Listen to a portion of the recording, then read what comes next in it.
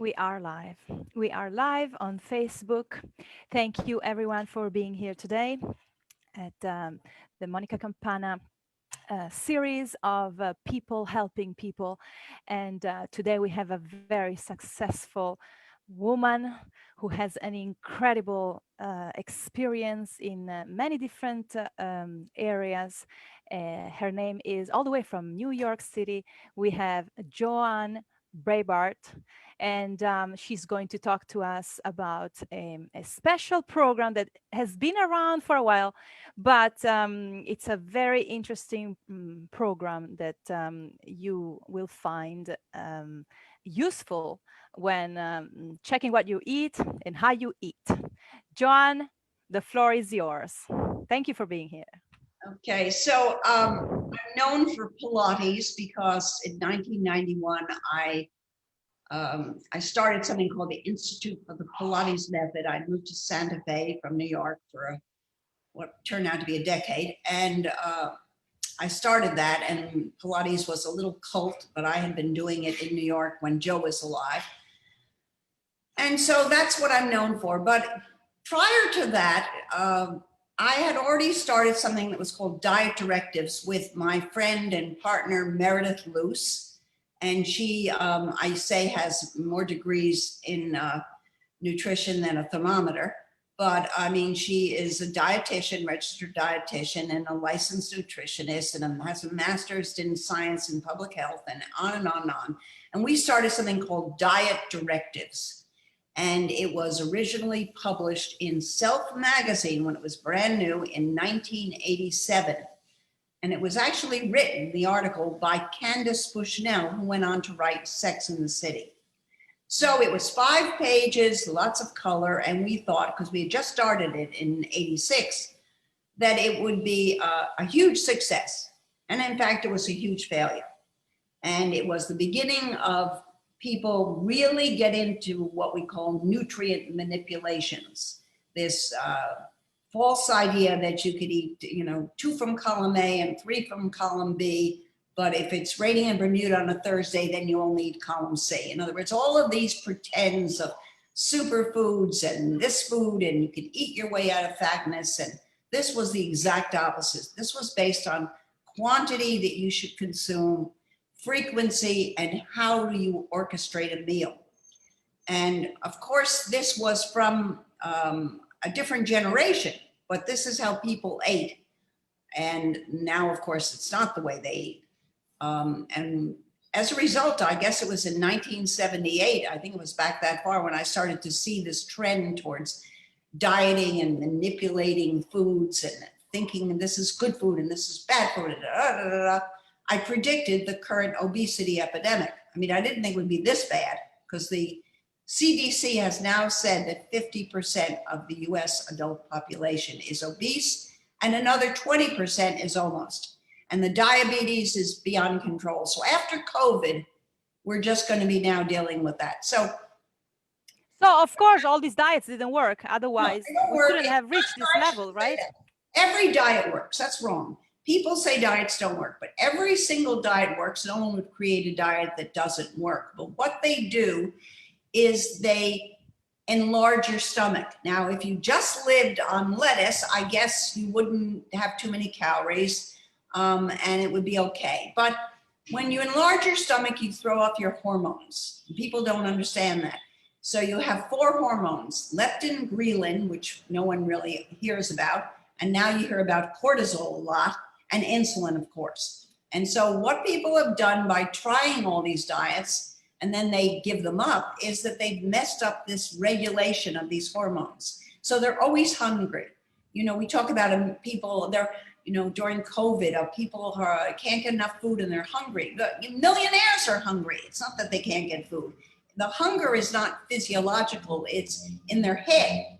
And so people just eat and eat and eat, and the more you eat, the more problems it leads to. So this is really, I sometimes call it stomach surgery without the surgery. I mean, you're using 80 bites, use the so let's talk about this. So you came up with this company, right? Yes. And when it's been around, I Yes, mean, you said it's been around for a long time, and I just heard of it. never So- heard of it, right? It was originally diet directives. And then when we got the app, which was about 10 years ago, I think, it became 80 bites because in a day, and you could ask everyone listening, everyone in the country maybe, how many bites in a day do you consume? And no, the people would look at you, they wouldn't even know a bite from a chew. I mean, chewing, you should be, whatever number of bites should be times 7 or 8. But I actually, in my entire experience, which is 33 years with this, only one woman I asked, and she knew nothing about this, and she told me. And she was from a very upper class family, originally from Cuba, where they had, help, and she sat down to meals and no one manipulated anything. And she just knew because she's my age, and she knew looking at a plate how many bites were on there, and she didn't eat more than that. So the app is not to use, for the rest of your life. It's to see where are you. So if you can eat at one sitting 30 bites, whether you're eating, Fritos and strawberries and drinking a glass of iced tea, or you're having a kale salad, it doesn't matter. It's quantity. You first have to find out how much quantity you're consuming. And then if you adjust, then you adjust. Now, what about drinking? Because what about the drinks? Do they count as it's not a bite, a drink? No, they do not count unless it's a smoothie that is substituting for a meal, because liquids do not stretch your stomach. I mean, unless you would have just so many that you would, be unable to drink that quantity. So we're talking about stomach. We're not talking about calories. Though if you ate a balanced meal and you had everything in balance, you probably, every bite might be close to 20 calories. But the calorie thing is really flawed. I mean, everybody absorbs calories differently. I could eat a meal, the same meal someone else could eat, the exact same meal, the same foods and the same quantity, and I might absorb 75%. Yeah. So what you're saying is that it's better to count bites than calories. It's better to count bites to find out where you are. That's not what you continue to do. The program teaches you how to eat less. And that, of course, the most important thing is to chew the food. See, the other thing people do is that they've been released to eat good food, right? So they have this gigantic salad, which is probably 80 bites, would be a day of eating, and they just keep eating it and eating it. If you're not chewing the food consciously and slowly, you're not getting any of the nutrition. And let's start off with the fact that there's not too much nutrition in most of the food today anyway. And more than that, you're really hurting your stomach, which has to do the job of chewing what your mouth should have been doing.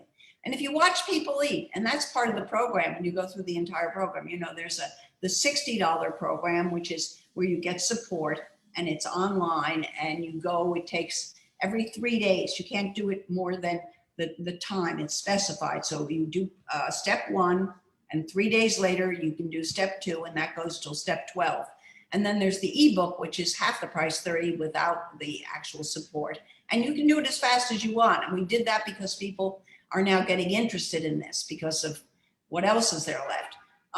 And in a way, it'll work in some ways, but for others, I think being slower is what we're trying to do, is slowing down, right? But now, where do you get this? Because I'm gonna put also the app. Maybe I can put the link to download the app. Do you think I can do that? The app is in the Android in the Apple Store. It's in the Apple Store, and then the website where they can actually sign up for the program. I think I didn't put it, so I will put it after we finish the interview. Right. And also you can buy the ebook on Amazon, 80 Bites, The Dancer's Diet. And the reason it's called The Dancer's Diet, which is interesting, is that one of the most famous dancers who would dance with George Balanchine, she's in her 50s now, Deborah Winger. And at one point she said, she works with us for our dance programs. She said, I think I'm going to try this. So I said, okay, I'll give it to you. She said, no, I want to buy it. I want to do the whole thing. And when she finished it, this was more than a year ago, the program, she said, I don't know, this is just the dancer's diet. This is just how we eat. And obviously dancers can't eat huge quantities because they would feel bloated when they were on stage, because no matter how good the food is, right, Especially carbohydrates, which are things that you're supposed to eat supposedly because they're healthy, which is a word that's put into everything, right? Then you would bloat, and it wouldn't be what you would need to look good in your costume, right? Or to even move. So it was funny that she said that, but at any rate, it's the exact opposite of every diet at this point, where every diet is giving you license to eat as much as you want of some limited number of foods, which you may not like, and you may do it, and then eventually, really, people have this mistaken idea that people are eating the wrong food. It's that they're eating too much. Too much. It's quantity. Intermittent fasting is just, people are eating all the time. It's the other extreme. Right, that's it. You can eat huge quantities, but it doesn't matter. So you have all of these things that have happened, and at this point, it's pretty serious. I mean, it's not we started this, or really, I started looking at it in the 70s with Meredith. People wanted to lose an actual 5 pounds. Today, the average person needs to lose 30 to 60 pounds. I mean, it was an actual 5. Yeah. Right? And now this year it's been even worse. I mean, I don't know if it's because they closed the gyms but no, it's not the gyms. It's because people are at home and the refrigerator is right they there. eat much more than what they should. Eating, the reason people, when they look sometimes at people who are poor and they think, if they could only buy organic, they would be wonderful, blah, blah, blah. No, it's not that. Food is the cheapest entertainment. And, you're poor. You're not going to the ballet. You're not on the golf course, right? You can't do anything other than eat. That's another, what I call wellness bitch deduction that's wrong. Trying to think, if we only eat healthy. But it's the media phoning in these stories about their latest green smoothie, whatever, and deluding people. But now at this point, they can't be deluded anymore because the facts are it's serious. It's nothing about aesthetics anymore. And all this wave. I mean, I believe, I don't know. I believe that it's a combination. It's a combination of two. The fact that people, eat more than what they should.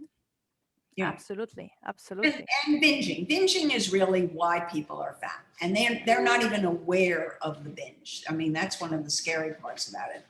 But at this point, it's not even that too. And when you say it's complicated, you're right, because there are many medications that people take, antidepressants, for example, and some things for allergies that actually make you gain weight. So it's very different than it was, And they ruin your health in other. I mean, they have so many side effects besides side effects, gaining weight. People, will have to take certain drugs sometimes.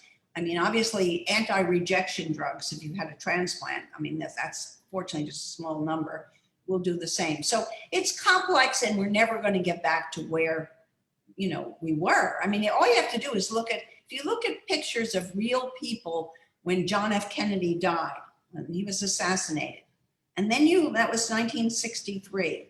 And then you look at pictures of his brother Teddy's funeral in 2008. It's like looking at two different species. Think about it.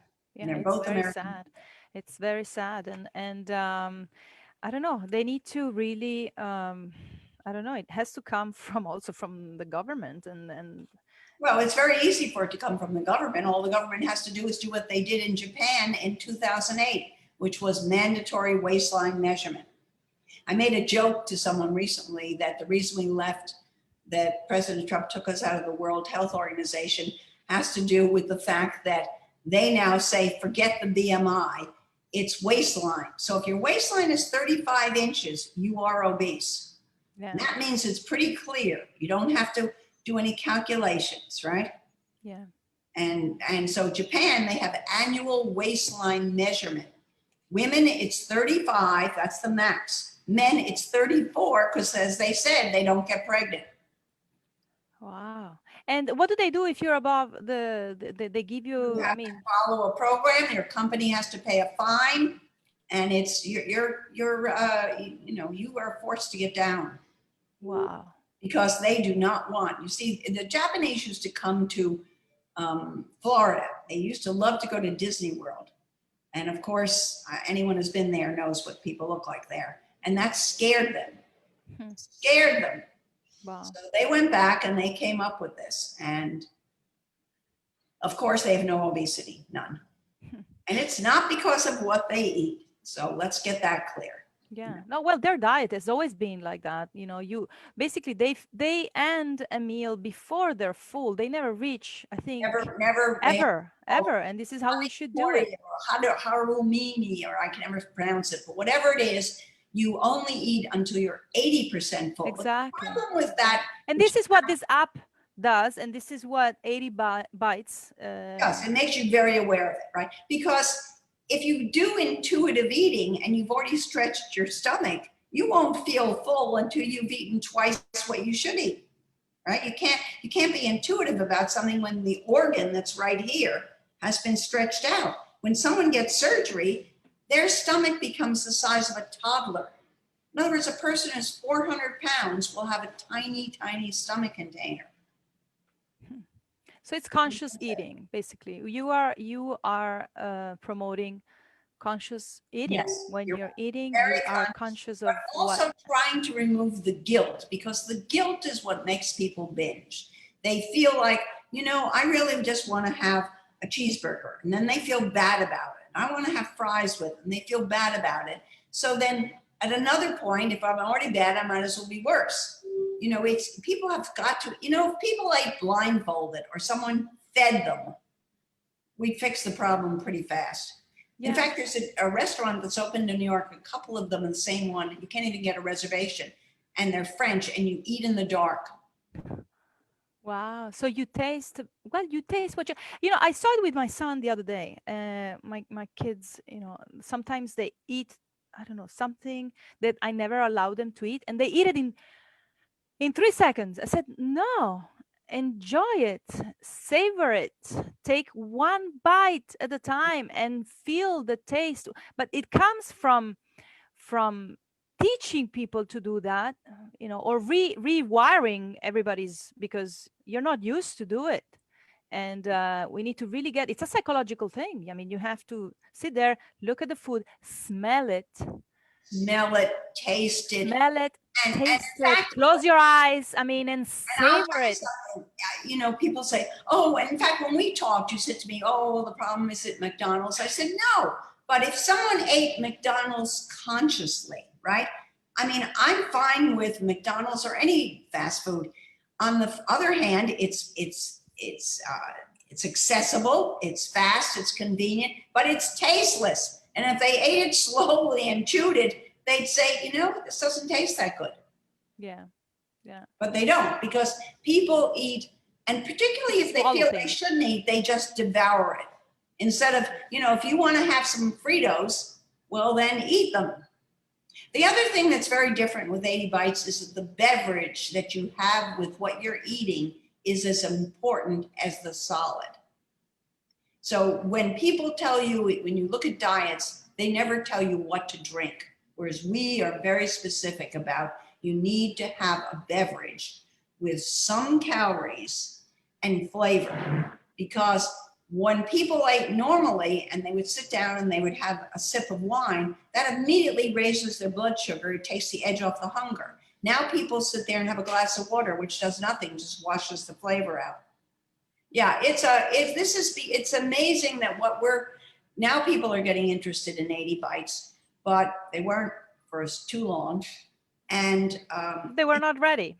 No, they weren't ready, and they didn't have the need, and they still thought they could outwit everything. But the funny thing to me is that it's really just how people normally ate before they knew. Remember, you have to tell people today, I never heard of a calorie. Certainly I didn't hear of gluten, vegan. You couldn't even pronounce those. No one had heard of it. So you could only know, and all we ever knew was, it's food you're eating and desserts are fattening. That's what we'd say. Fattening, which would mean that if you had ice cream, you would think it was fattening. You didn't even know it was because it had a lot of calories in it. Yeah, no, but I think something changed at some point. I come from Europe, from Italy. My grandfather was a prisoner at war, and we knew what food was and Yeah. not having food was. So you learn and appreciate every single bite that you have on your plate.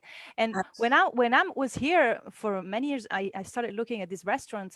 I mean, the quantities of food that they give, I mean, for one person, it was insane. And how much they throw away, that's another issue. But how much they give. So Yeah. people were like a little bit almost forced to eat so Well, much. the It was worst part, and you're insane. right about that, is that Americans are not even remotely embarrassed by all-you-can-eat restaurants. Here's a country that supposedly people are religious. Gluttony is a sin, and yet they happily go to all-you-can-eat restaurants, which is a contradiction, obviously. You know, but when you're talking about your grandfather, prisoner of war, well, when you read John Grissom's book, I think it's called The Reckoning, he talks about being in a prisoner of war camp in the Philippines and Japan. And you see how really people, once you are deprived of food, your body will adapt and you can live a lot longer than you would expect with a fraction of the calories. Absolutely. You know? Absolutely. And we're going to have to do it anyway because, you know, we're not going to have this. We have so many problems with global warming that the production of food is going to be compromised. So people should start shrinking their stomachs now. Absolutely. You heard John, start by downloading the app and getting to her program, because this is it, guys. We can't afford it. Like, we can't afford going like this. Make a change. So yes. Well, John, we reached I wish we could talk, but I'm gonna, hopefully you come back, because this is very interesting. It's a fascinating topic, and it's a very important topic for our society. I think if I come back, I'll talk to you more about cortisol because our product Paracetter is really effective in reducing cortisol. And the problem with the elevated cortisol that people have now and they didn't before is there's 4 times the receptors in the abdomen. So when you see people and it's mostly around here, that's because of cortisol. Cortisol, yes. So Well, we do one session just for cortisol alone, and what your amazing program can do, for people who are trying to lose weight or maintain their weight, and just shift their way of eating. So thank you very much, John. It was a pleasure having you, and I know I will see you. I will see you again. So okay. everyone, thanks for being here, and until next time. Ciao, mwah, everyone.